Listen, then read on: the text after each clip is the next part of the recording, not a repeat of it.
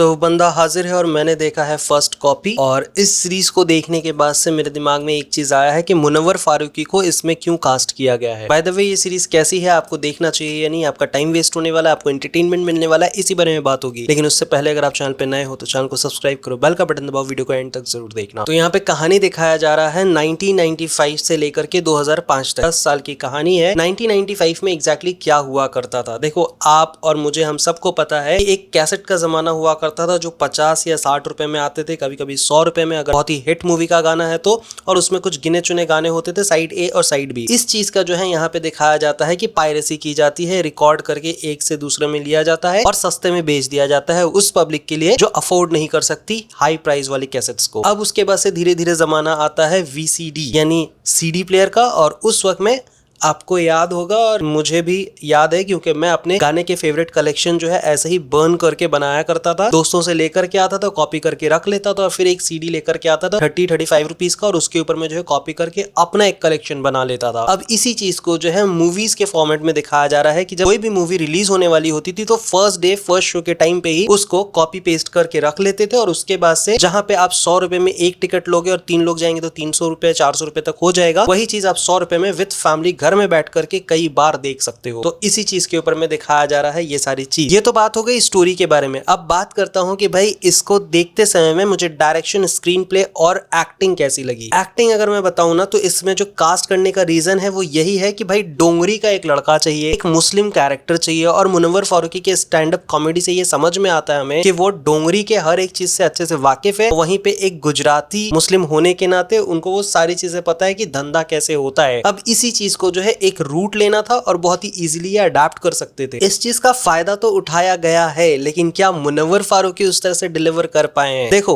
Stand up comedy करना अपनी जगह है, जैसे कि बस्सी हो गया, जैसे कि हर्ष गुजराल हो गया, और बहुत सारे लोग जो अब धीरे धीरे फिल्मों में आ रहे हैं। और मुनव्वर फारूकी एक वाहिद ऐसा बंदा है जो कि डायरेक्टली एकदम सा लीड कैरेक्टर प्ले कर रहे हैं किसी वेब सीरीज के अंदर में। अब यहाँ पे इनकी स्टैंड अप कॉमेडी की बात करो या फिर हाजिर जवाबी की, जैसे कि बिग बॉस में उन्होंने अपने उस मौके को मतलब पूरे तरह से एक राइटिंग स्क्रिप्ट में कन्वर्ट किया था जो हमारे लिए अनएक्सपेक्टेड था। वो गलत होने के बावजूद भी हमें हीरो फील करवा रहा था because of writing, and that kind of joke he can deliver very well. और स्टेज पे अपना ऑरा फैलाने में वो बहुत माहिर है। लेकिन इस कहानी में जब अपना एक रोल प्ले करते हैं आरिफ का, जो कि एक ऐसा बंदा है जो सपने बड़े बड़े देखता है, लेकिन उसके सपनों के बीच में बार बार आड़े आ जाता है कानून। उस कानून को भी वो बाईपास करके अपना पैसा बनाना चाहता है और वो जिंदगी जीना चाहता है जो कि भाई मरीन ड्राइव में बड़े बड़े बिल्डिंग्स में लोग जी रहे हैं। अब क्या वो सफलता पूर्वक कर पाते हैं? देखो ऑनेस्टली मैं बता रहा हूं, इस तरह की कई सारी मूवीज है। अगर मैं रिसेंट मूवी की बात करूं तो लकी भास्कर कह लो या फिर फर्जी कह लो,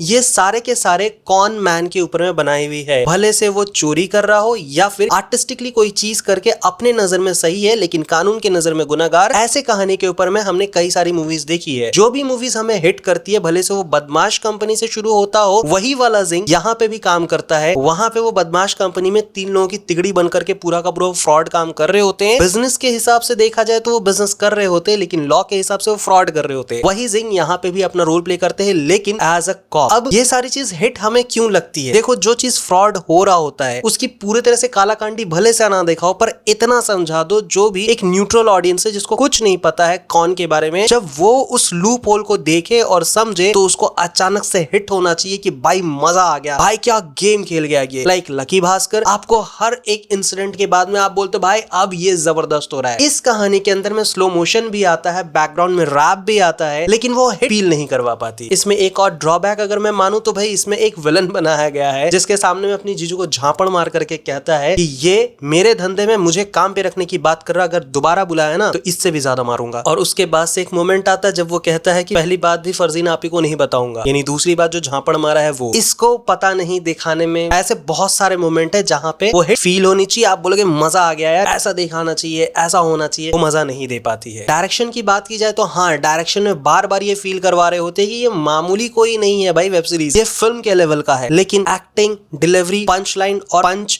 सीन्स बहुत कम पड़ जाते हैं, होने के बावजूद भी हिट नहीं करवा पाती। सो आपको समझ में आ गया होगा। और मैंने पूरा का पूरा वेब सीरीज देखने के बाद इतना ऑब्जर्व किया है कि ये कहानी जो दिखाई जा रही है इसमें नाम चेंज कर करके रखा गया है, हमें ये समझाने के लिए कि ये महेश भट्ट की कहानी है, हमें ये बताने के लिए ये 13 गुलाम जो है वो आमिर खान की गुलाम है, जो कि एआई से जनरेटेड पोस्टर है। जो लिबर्टी हॉल दिखाया गया है वो मरीन लाइंस में सच में एक हॉल था जिसमें मैंने लास्ट मूवी हाउसफुल और वीर देखी थी सलमान खान की। उसके बाद से वो थिएटर जो है ऑपरेशनल नहीं रहा और उसमें कोई मूवी भी नहीं लगती। मुझे लगता है उसी थिएटर को यहाँ पे यूज किया गया है और मरीन लाइंस के वो सारे जगह को दिखाए गए हैं जो कि एक रेट्रो एरा में फिट बैठ सकता था। सो ओवरऑल अगर कहा जाए तो मुनव्वर के फैन हो तो आपको अच्छा लग जाएगा, लेकिन मुनव्वर ने एक छोटे से एल्बम में डांस करते वक्त में आपको फील करा दिया था कि भाई मजा आ रहा है। लाइक लेगेसी जो गाना है आप एक बार देख लेना, लेगेसी बहुत मजेदार है। वो मजा इस वेब सीरीज के अंदर में देने में नाकामयाब साबित हुए। तो that was my honest reaction for this web series. What's your take? Please do comment. यहां तक वीडियो देखने के लिए तहे दिल से धन्यवाद। मिलूंगा नेक्स्ट वीडियो में, तब तक के लिए स्वस्थ रहो, मस्त रहो, जबरदस्त रहो।